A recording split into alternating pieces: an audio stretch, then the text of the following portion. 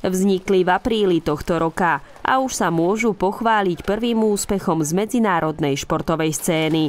Plavecký klub Neptún Bardejov je zároveň prvým plaveckým klubom v histórii mesta. Na jeho čele stojí bývalý profesionálny športový plavec, dlhoročný reprezentant Prešovského plaveckého klubu Stanislav Novotný. Sme oficiálnym členom Slovenskej plaveckej federácie. Sme tam zapísaní ako riadny člen, ako všetky oficiálne športové plavecké kluby v rámci Slovenskej republiky. Rozhodli sme sa to založiť z toho dôvodu, že jednak je to niečo nové, jednak plávanie má veľmi veľa benefitov. Bronzovým úspechom sa skončil hneď ich prvý štart na plaveckej súťaži v Poprade. Medailu v disciplíne 200 metrov voľný spôsob v kategórii mladšie juniorky získala 14-ročná bardejovská plavkyňa Zoja Žofajová. Boli to naše prvé preteky, mali hneď medzinárodný charakter, čiže to bolo pre nás také top.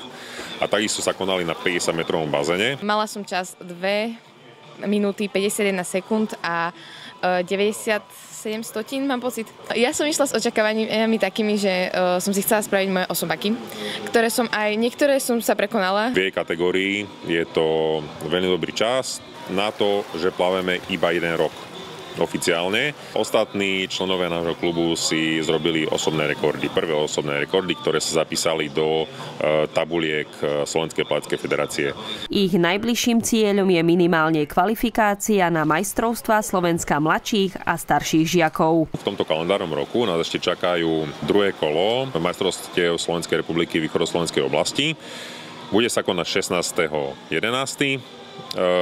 znova v Spišské Nové Vsi. Tam idem vlastne disciplínu 200 kráľ, ktorá je pre mňa taká hlavná, by som povedala.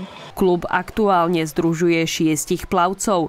Veria, že so zvyšujúcim záujmom o plavecký šport v regióne sa ich rady rozšíria o ďalších nádejných plavcov či plavkyne. Chceme jednak dostať do povedomia Bardejovčanov, že športové plávanie je veľmi vhodné pre všetky vekové kategórie. Na plávanie je najťažšie neprestať s tým.